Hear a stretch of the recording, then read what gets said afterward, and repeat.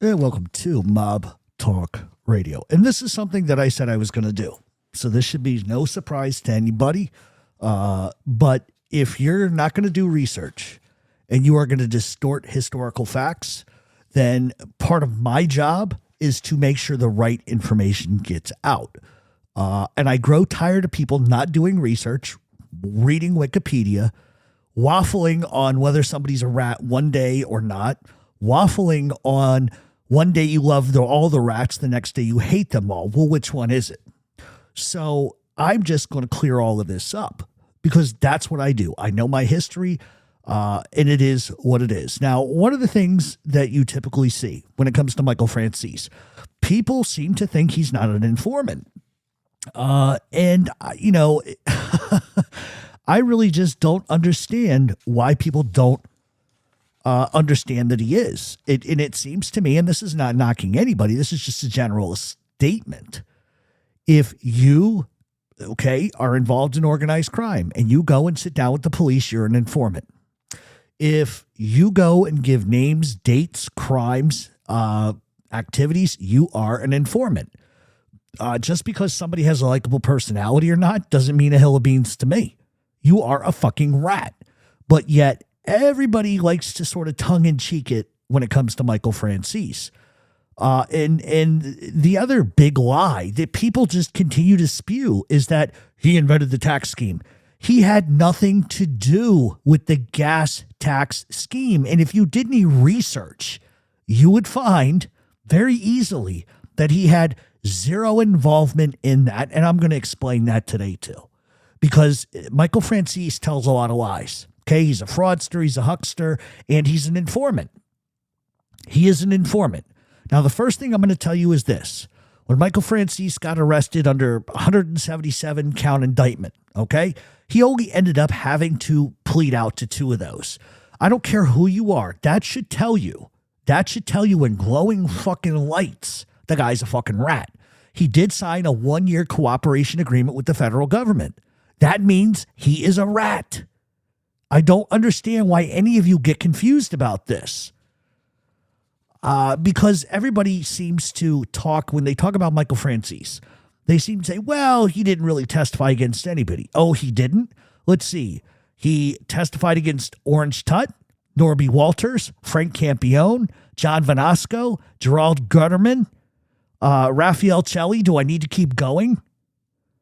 These are all people that took plea deals or got convicted as a result of his information. He gave up names. He gave up ranks. He gave up positions. He worked complicit with Don King to go after the Genovese crime family with the boxing scandal. So don't tell me he's not a goddamn informant. Second of all, out of that 177 count indictment, he only pled guilty to 2 of them. Why? Because the government cut a deal. That's how he got out of prison early.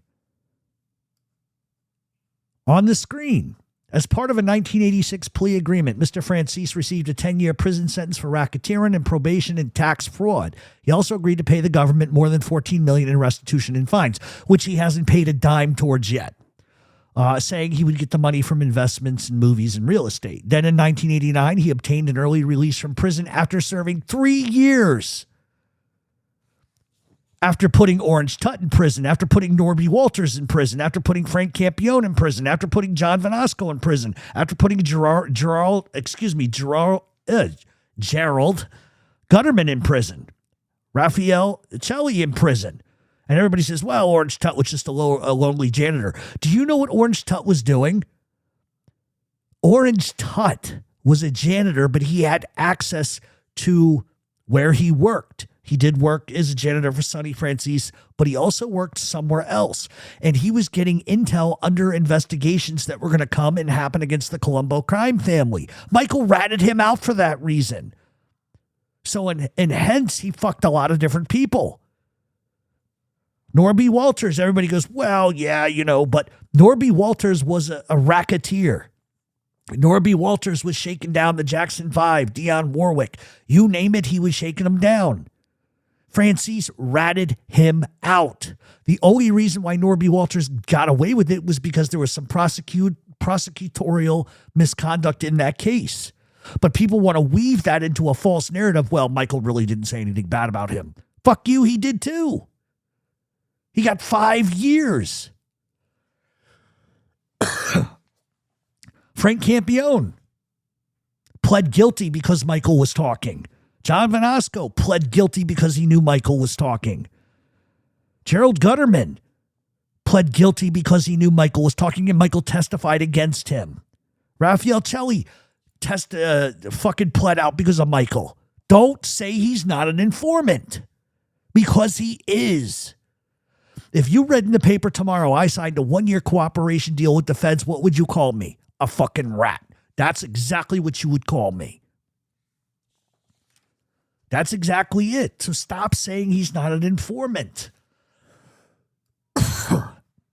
Here we go. Tina Franzese sees things differently. Learning that her son had turned informant was a terrible blow to her. It seemed to invalidate all that she had suffered for her long, lonely vigil for Sonny Franzese. The past 20 years have been full of hardships. Her money has run out, and she fears losing her home. And guess what? She did. Because Michael refused to help her out. Truth.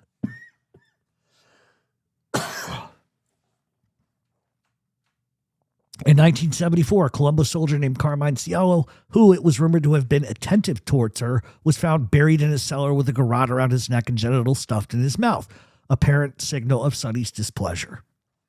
But right at the top, she knew her son had become a rat. Because Michael was such a spectacular earner, Franzese says he needed to proclaim publicly that he had quit the mob, or every wise guy in creation would be knocking at his door. And that, he insists, is the reason why he agreed to testify for the government. What else do you people need to fucking read? He is a rat. And he did it because he didn't want to do jail time. So stop glorifying him. Stop saying what a nice guy he is, because maybe he says good things about people you know or like or whatever. He is a fucking rat. Stop saying he's not. Because the people that say he's not a rat cherry pick that word.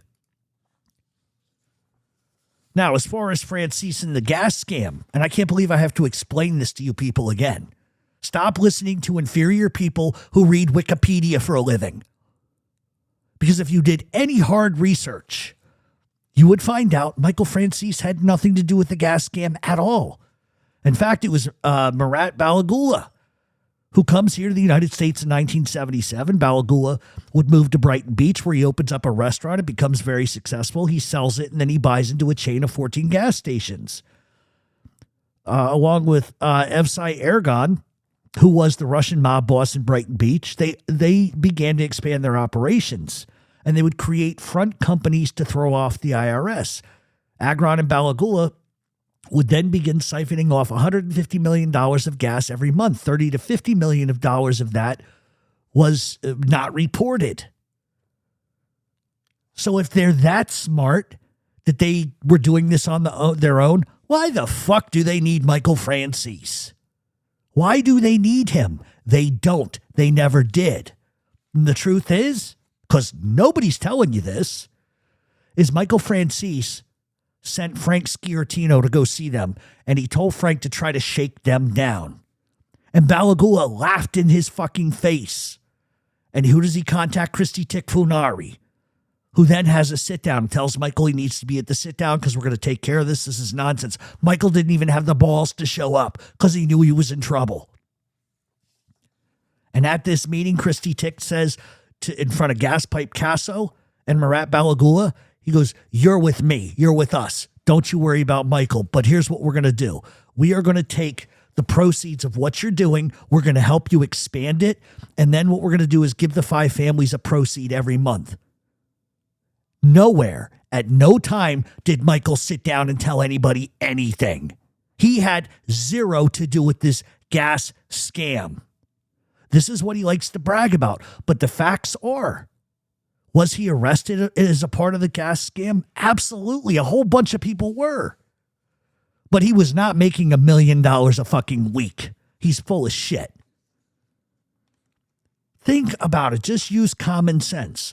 what the hell could Michael have sat down and done to make this more profitable for them? He couldn't, because the fucking formula was already there. Marat Balagula and Agron already had established what they were doing. Michael catches wind of it, hears about it, and tries to shake him down, which didn't work. Then it was Gaspipe Casso who took over the scam. He was put directly in charge of Balagula and the gas scam stuff. And then they decided what percentage points were going to be kicked back to all the 5 families. So this idea that Michael had to use his high intelligence to sit down with a Russian guy who had already figured out the scam and had been pulling the scam for years, why does he need Michael Franzese of all fucking people? He doesn't. And that's the truth.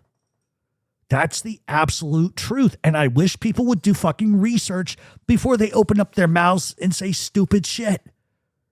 Learn to do research or get out of the genre, because you are distorting history. You're distorting history, and that makes you a fool. And that's what I do. Anytime I see this from now on, I'm going to come back and correct the record. Because what happens is you can't, it's one thing if you don't understand it. That's one thing. It's another thing if you directly come on having done no research at all, and it's proven to be no research, and then you say stuff that's not even accurate. Number one, he's a rat. Facts. Number two, he's a fraudster. Nobody's going to argue about his ability to make money, but he's a noted liar. Almost as bad as Gravano has become. I busted John Gotti in a flea market. No, you didn't. Come on. It's bullshit. One week he says John Gotti was a dummy and a scumbag. The next week he says John Gotti was great. He's just like the rest of the rats that come on here. They just invent shit. They lie.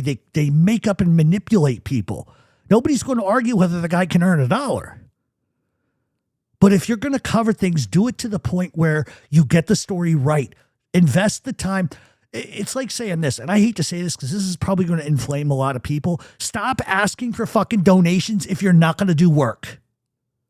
If you're not willing to invest time into going somewhere besides Wikipedia and little articles you see, then you are not investing time and effort and energy into the audience who listens to you. Instead, it's, well, if you want to drop your money and pay me, it's bullshit. It's nonsense. And I'm sick of it. Stop distorting history and get the facts fucking right.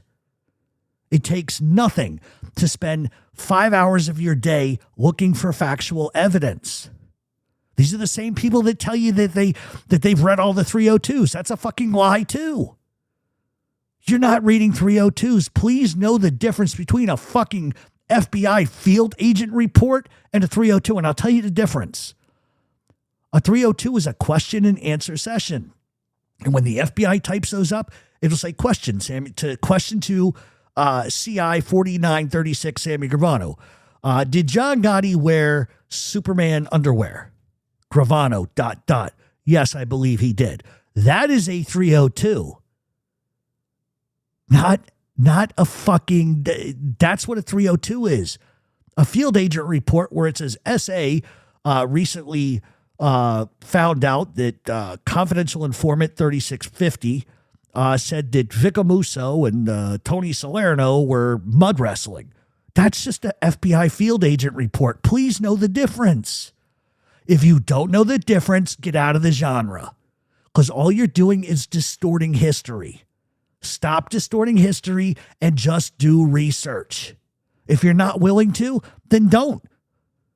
But don't botch history, because all you're doing is making a fool out of yourself, number one. And number two, you're making everybody else that works hard in this genre for their money, who works incredibly hard, it aggravates us. It's just get the facts right or just stop. That's the only thing that ever pisses me off with people, is they can't get the story right. Or it's because they like a rat, they're not gonna tell you all the tawdry details. And at the end of the day, I'm just going to be honest with you.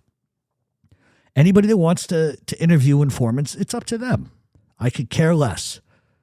but you have no credibility when you interview all of them and want to kiss all of their asses, and then suddenly wake up on a Thursday and now you hate all of them. You have zero credibility. And that's the truth.